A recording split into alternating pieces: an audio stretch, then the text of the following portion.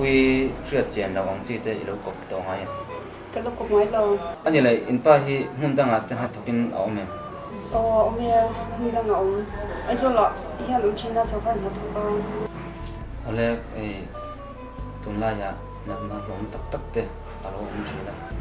thì sen te sa kan ilo positive ha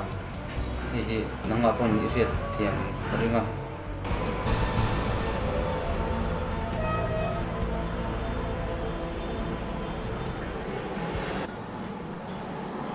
thì chẳng có vị thì thì em thì thầy hay cái pi hàng thì chú cán cột pui te ăn lô phi phim lô này chuan cái như tập phần còn cai thầy anh ấy nàng po in thì lúc ngay lô vin để rồi đủ thì khổ là cái thiên nào thì ít ít lô còn nha